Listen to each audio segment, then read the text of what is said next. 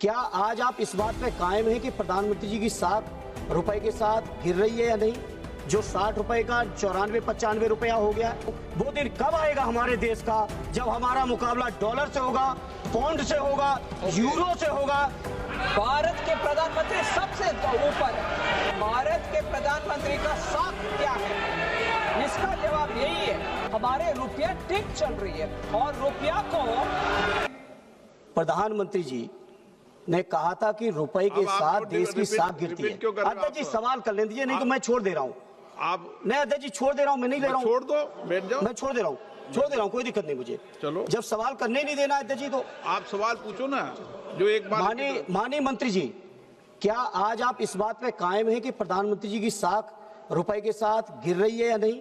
जो 60 रुपए का 94-95 रुपया हो गया, उसका स्पष्ट जवाब चाहिए, क्योंकि चुनाव जीतने के लिए आप लोगों की बातें कुछ होती हैं और नीतियां बनाने के लिए बातें दूसरी होती हैं। आपने माननीय मंत्री जी, अध्यक्ष जी जवाब में, वित्त मंत्री जी ने जवाब में कुछ देशों का उदाहरण दिया है। दिन रात सरकार के लोग भाषण दे रहे हैं कि हमारी अर्थव्यवस्था दूनी हो गई, 2-3 नंबर पे पहुंच गई, 4 नंबर पे पहुंच गई।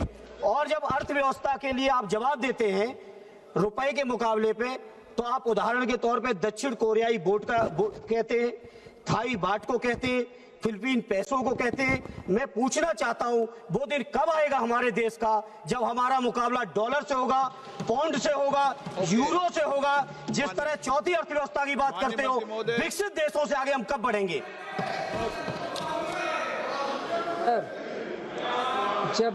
जब जवाब दिया जाता है,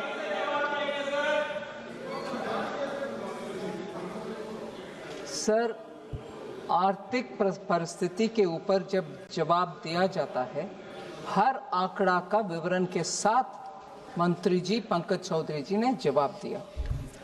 फिर भी अगर प्रधानमंत्री का साख, मैं याद दिलाना चाहती हूँ, 2 महीने पहले तक एक रीसेंट सर्वे में भी, ग्लोबली जो सर्वे हुआ, सभी प्रधानमंत्री और राष्ट्रपति गण के पॉपुलैरिटी के ऊपर जहां सर्वे हुआ, भारत के प्रधानमंत्री सबसे ऊपर है। इकोनॉमी का विषय इन्होंने प्रश्न पूछा और भारत के प्रधानमंत्री का साख क्या है? इसका जवाब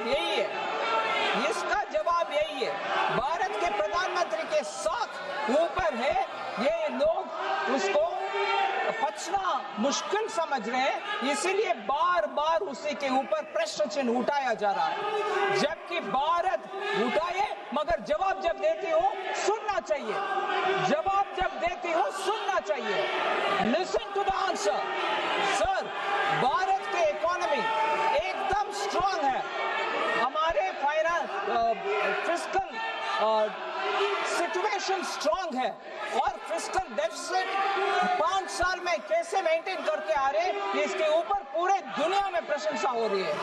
और ये भी है, हमारे फॉरेन एक्सचेंज रिजर्व इतना बरकरार है, सॉलिड भी है। इसके कारण आज हम डॉलर का व्यवस्था को पूरे दुनिया देख रही है। हर एक इमर्जिंग मार्केट का इकोनॉमी के साथ भारत को तुलने में हमारे रुपया ठीक चल रही है और रुपया को ठीक चल रही है, बिल्कुल ठीक चल रही है। No, absolutely going fine. Sir, अगर प्रश्न पूछने वाले को कम से कम जवाब सुनने का क्षमता होना चाहिए। They should have the strength to hear the reply. Sir, रुपये का विषय मैं बार बार इसी उदाहरण के साथ बोलना चाह रही हूँ। रुपये का विषय में आप सुनिए जवाब। झूठ बोलने के लिए उधर से इधर आ गए आपके स्थान पर जाइए अगर स्पीकर साहब बोलेंगे।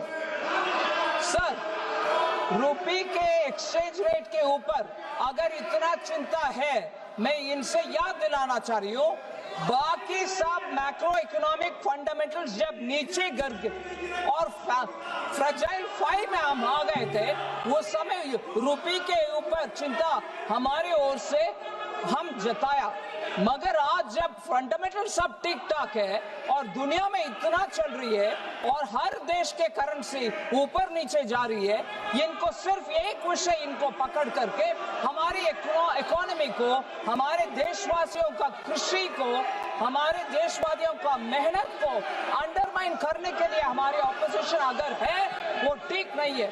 आज हमारे देश का रिक्वायरमेंट है हमारे अपने जनता का मेहनत को हम कॉग्निसेंस में ले और उसका साथ खड़े रहे, उनके साथ खड़े रहे, ना कि हमारे देश को ही कभी बार बार नीचे दिखाने के लिए ये प्रयत्न जो चल रही है वो गलत है।